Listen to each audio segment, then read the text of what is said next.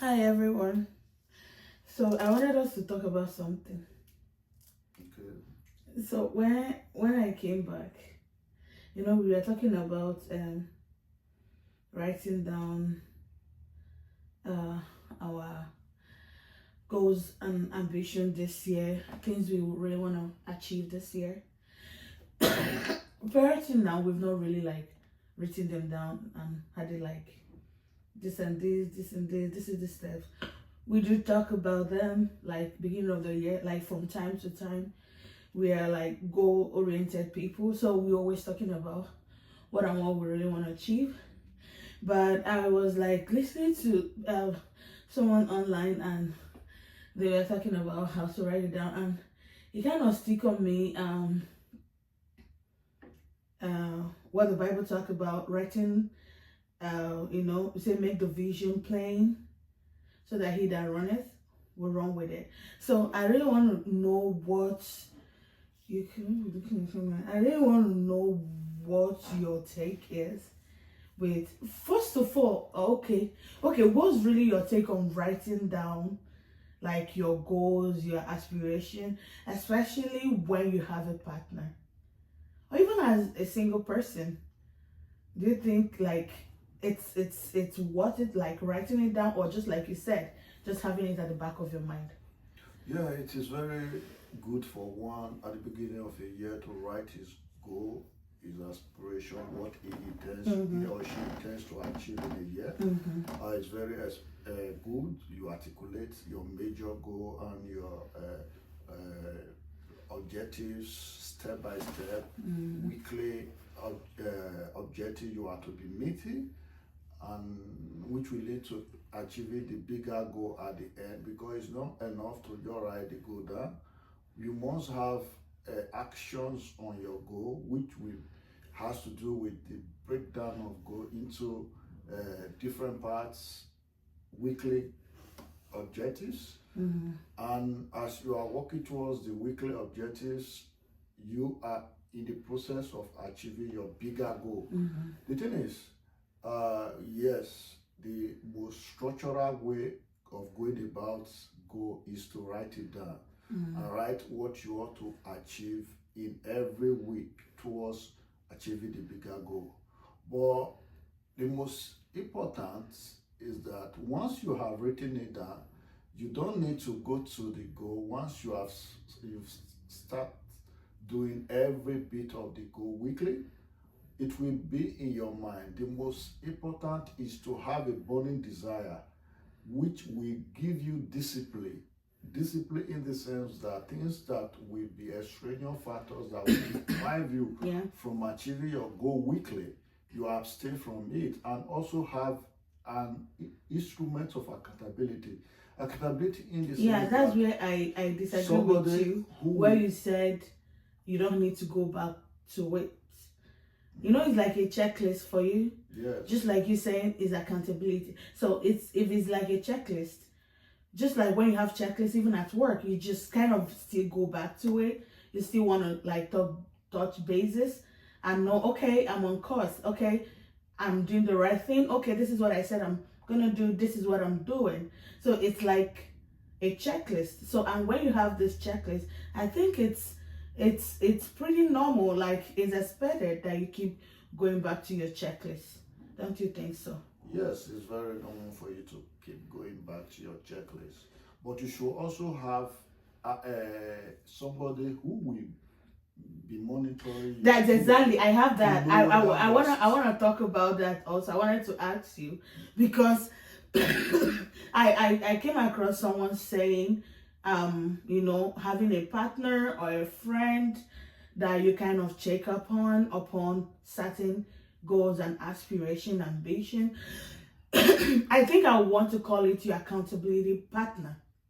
Yes. It could be your husband, it could be your girlfriend. It's just like someone that you know that their opinion matters to you. It's not just like any regular kind of person that when they call you to order, you're not likely to listen to them. Do you understand? So this person sounds like a checklist. No, not checklist. This person like sounds like a checkmate that you kind of you're accountable to. It's just like the way Pastor Salami will always, Professor Pastor Salami will always check up on us, especially when we have talked about certain aspect of our life. He wanna, check us and make sure we're on course. Okay, Blessing, what have you done? What's the extent? Bankole, what's the extent you've gone in achieving this? So it kind of makes you, I know Daddy is gonna call me and ask about this. So you want to give a positive response. You don't want when a person calls upon you, you're like, So yeah. So you think that's the right thing, right? To have someone. Yes. It could be like your partner, your friend, or whoever you kind of listen to, right? Yeah. In life, there is no way any person can achieve anything worldwide without having somebody he looks up to. And the person who continue to ask questions, how are you going about your goal? The feeling that this person will ask me questions and I will want to impress him to see I am on course towards my dream is one of the burning desire why you work harder. And secondly, you also have to be communicating the violence of your dream, the violence of your resolution of what you want to achieve in a year. What is violence? Violence is the joy you derive when you achieve your goal. It could be the monetary reward after you have achieved your goal. Like for example, okay, you say, I want to be an ancestor.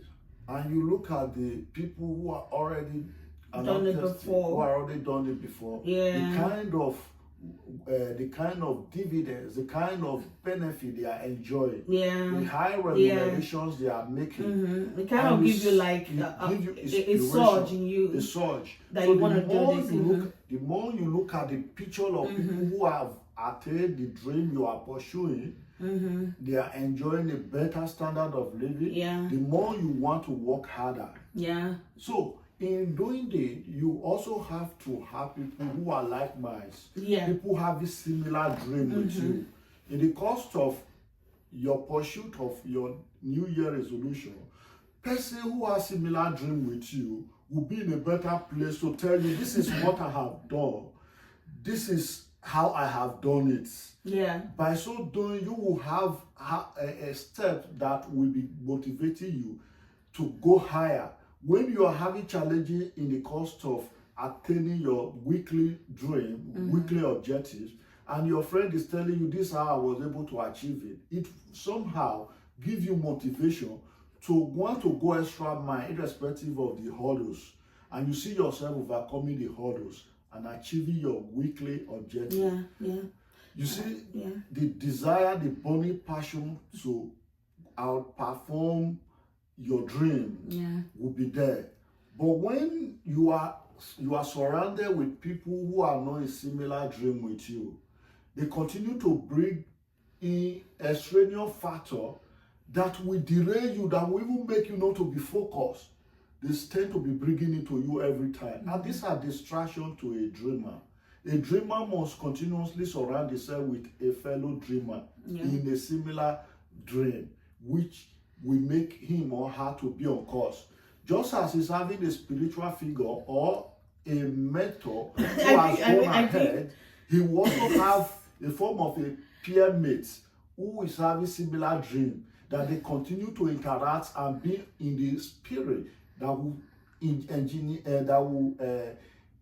ginger them within to always walking towards where they are going. I think we've digressed. Like we've gone deeper. We are just talking about like New Year resolutions. Yes, but it's good. That's one good thing about when you talk with a teacher. They kind of try to go, into details of every single aspect of the topic. But that's cool. One thing else? One thing again I want us to talk about is like when you're going about your New Year resolutions. Looking at goal as a single element here. Goals and ambitions, what you want to achieve for the year. do people like, do you kind of start from the previous year, like reflect from how your previous year went? Did you kind of borrow your goals from previous year, and like it's builds like a foundation for you to plan your new year? Definitely. Okay. When envisioning a new goal, you will do a retrospect, in the sense that you will look back to where you are coming from. What you'll be able to say, evaluate an aspect where you have done well in the past, and also see the aspect that did not make you to achieve what you wanted to achieve. So that will remind you that this aspect is like a distraction to my life. So you tend to limit every of such distraction in your new year goal. So when the distractions are coming, you remind yourself, this is what made me not to realize my dream to the extent I wanted to realize it last year. I don't want the same thing to interfere with this year dream, this year goal. So by so doing, you see yourself being more focused. And again, one thing that will keep you on top is as a result of your environment. What is all about environment? You will surround yourself with environment that will make you focus on that your goal. Environment in the sense that as you are studying, you are preparing, you are working on daily basis towards that your goal. You will, any music you listen to, we has to reflect anything that has to do with your goal. When we talk about any maybe you are in social setting like Facebook, you must be with the group that reflects that your goal, your dream. So the more you listen to people's old testimony, ideology, their testimony of how they achieve their goal and what they are benefiting and how they are now enjoying their goal and dreaming more, the more you will be motivated to go extra mile. When you talked about the environment, it kind of drew my attention back to growing up. So growing up, I grew up from like a Christian background, where there's something about religion that kind of blindfolds you to certain aspect of life, that you to take exposure and meeting certain people for that your mentality to be changed. It's like if you want to achieve something and you try and it's not coming, it seems like maybe that's not what God wants for you. That kind of mindset. They said, oh, maybe that's not what God wants for you. And at some point growing up in my life, that kind of affected me. Thank God that has changed. Because when you've prayed and you're sure you are in alignment with God, sometimes what you want or what you're working towards might not be done within your time frame. Sometimes that's what I want to talk about, like looking at retrograde aspect of your goal. Sometimes God has a different timing for that particular thing to come to pass. So growing up with that kind of environment, I didn't really want to look into what happened last year, that kind of thing. I didn't really want to take like full accountability and full cognizance of everything that happened the previous year, because it's like maybe that's not what God wanted, and they say, okay, let's see what else to do, but I don't think that's the right mentality. I don't think that's the right approach. Just like you said, I think we should be able to like look backwards. 2024, okay, I wanted to achieve this, it kind of like a foundation. What did I do right? What did I not do right? Where can I work? What can I change?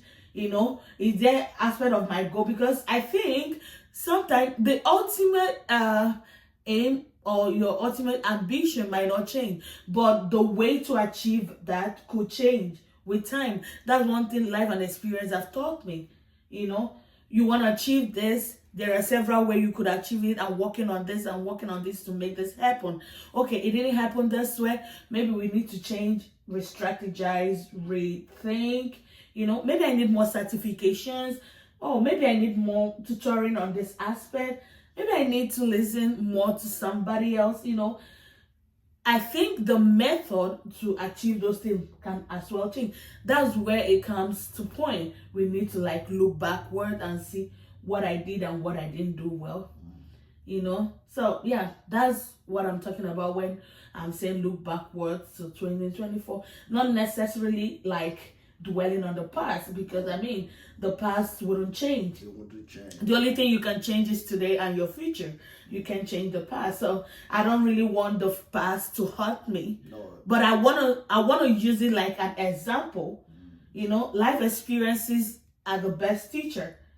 You know, so I want to use it like a teacher, like experience, example, and okay, this is what has worked for me in the past. This is what has not worked for me. So right now, this is what I'm doing good. This is what I need to work on. This is what I need to improve on. This is what I think I should do well more on. You know, that is it. That's what I think. Yes, so with this, do you have anything else you want to say? No, there is an aspect of discipline in goal. Discipline. You have to be disciplined to be able to achieve anything. There is no way one can achieve anything without discipline. Yeah. What is discipline? Discipline is ability for you to abstain from things that give you joy. Once those things that give you joy are things that deprive you to be focused on what you ought to be doing. Yeah, ability to like say, this is what I want to achieve, and I have to remain focused. Exactly. I think what you mean by abstain from what gives you joy is abstain from like immediate self-gratification. Exactly. That could hamper your long-term goal, because sometimes we are more comfortable with our comfort zone, that you're like, oh, I could settle for this, you know, I don't need to push myself further. I mean, a lot of people want to be here, they are not here, but me, I'm here, I don't need to push myself. So yeah, but discipline will kind of like push you and make you to say no when you need to say no, and say yes when you need to say yes. So what do you guys think? You can put in your comment and let us know what you think. See you in our next video. It's time to take down our Christmas decorations. It's time. All right, bye-bye.